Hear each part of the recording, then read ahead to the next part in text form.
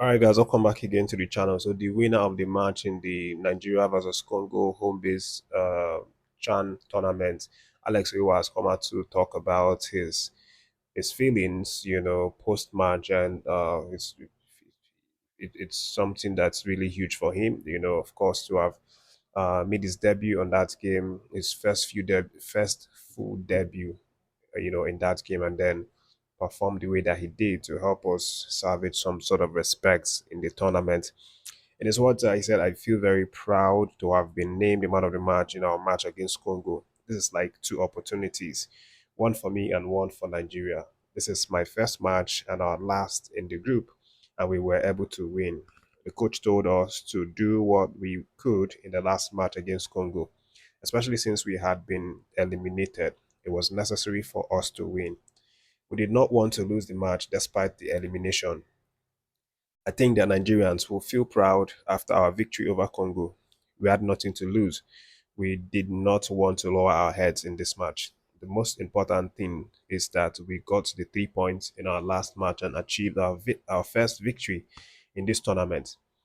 So that's what the man of the moment, Alex Oyowah, has said in reaction to his great performance over I think it was day before yesterday's night.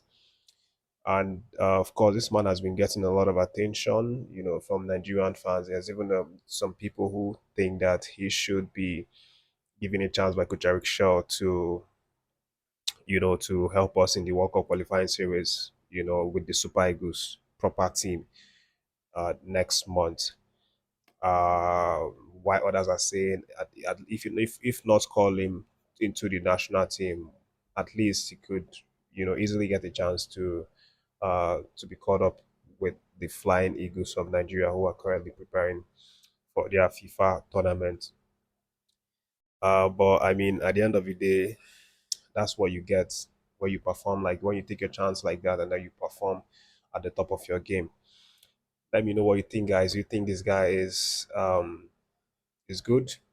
If you watch that game, especially if you watch that game, if you saw his performance, do you think he's someone that can add, any kind of value to the defense of our national team? He's 20 years old of age, and I know some people are doubting the age. Obviously, that's what always happens. It's hard to believe the age of especially our local home-based players. When they tell you their age, sometimes it's really hard to believe them because of how their appearance is, how they look, in comparison with their age. It's usually uh, something that is not, it doesn't really fit. But I mean, hey, that's what he says. He's 20 years old, and he's a very promising youngster who looks to, continue to develop, and then probably someday uh, get a club side outside of the NPFL, to continue his career. But let's move on, guys, and talk about, some of the updates across Europe right now, especially in the transfer market. Victor Boniface is reportedly close to joining AC Milan on a season-long loan with an option for a permanent transfer if AC Milan are able to pay up to 30 million euros, at the end of the loan spell. There's even a report right now in Germany, according to a very popular media called Bild, they have now, revealed that Victor Boniface has even bidded his teammates goodbye and told them that, hey, I'm leaving the club. I'm going to join AC Milan. That is the latest coming from Build right now. And also his agent, Atta, has traveled this morning to AC Milan to finalize the discussion, between both clubs and, make the move happen immediately. So that's what's happening. Expect Victor Boniface, in the next coming hour to switch shirts, from Bayern Leverkusen to AC Milan. So that's what it is right now for the man. I don't know how to feel about this, but I think, I mean, at the end of the day, if the motive is to try and go to a club where you get more playing time. You get the chance to future more, show your quality, show your talent. Especially right now, it's very important for him because he's not exactly the top choice for the Super Eagles coach right now. He needs to really prove himself to show that he can be depended on to be called up for the national team. So to do that, he obviously needs playing time, and I think this is like the major reason why he's making this move because he stands a chance to play more with AC Milan than with Bayern Leverkusen. But let me know your reactions concerning that one, guys, and then also to give you some more, update about the gist yesterday, about Kelechi Nwakali. Of course, if you follow the channel, the last video, I talked about, the fact that Kelechi's elder brother came out to dispel all of the rumors, calling them fake news, whereby all of this media are saying that his brother has been banished or expelled or his contract terminated by Barnsley Football Club.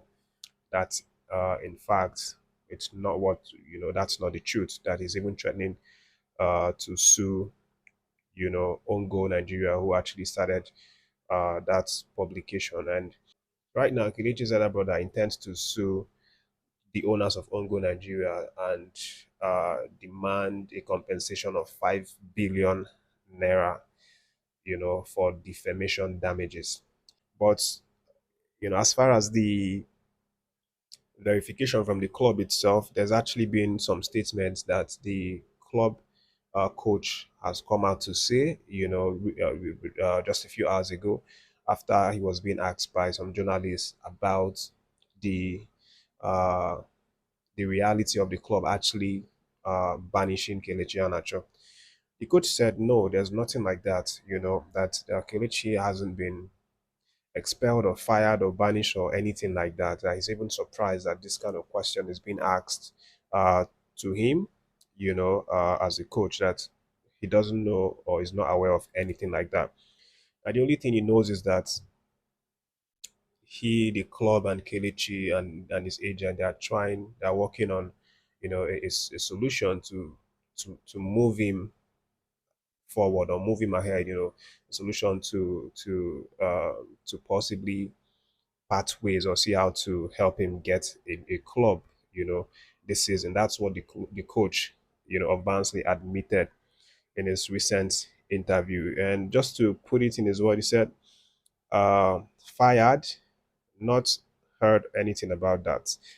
He actually told this to BBC Radio. And when he was asked about what the plan actually is with Kelechi Nwakali, he said, yes, exactly. That would be the plan for all the parties. That would be the best scenario. But in terms of fired, that's completely wide off the mark. It's the first time I've heard of it. So that's just the little statement that came out of the coach's mouth. And of course, from this you can tell that there's nothing like contract termination. There's nothing like Kelechi being fired by the club, but they're actually working to try and see how they can help him move on with another club, possibly on loan or probably sell him on a permanent basis. That is the latest concerning this case. But we hope, that at the end of the day, Kelechi gets, the best opportunity, probably get the best club to spend the loan because, as his brother said, Kelechi wants to go on the loan for him to have more playing time, and show his quality. So we wish him all the best in that endeavor. And just to bring it back to Coach Eric Shell and the Super Eagles, of course, we know that they have very important fixtures coming up from next month. Actually, from the first week of next month, being September, we have very important games. First against Rwanda on the I think 6th, and then on the 9th against South Africa. So the dates for um, camp resumption has already been slated, and NFF has now fixed 1st of September as the time, the earliest that they expect the boys to start coming into camp. And you know that once this happens, of course, it means that the list is already cooking right now. Coach Eric Shell haven't been relieved of, the the duties or the extra responsibilities of coaching the home base Jan because they've been eliminated. So obviously they are coming back to Nigeria. He will now focus on bringing together the names that he would want to call up into the national team, from first week of September. That is the update, guys. More stories will be coming, and trust me to let you know what's happening with the national team and our players.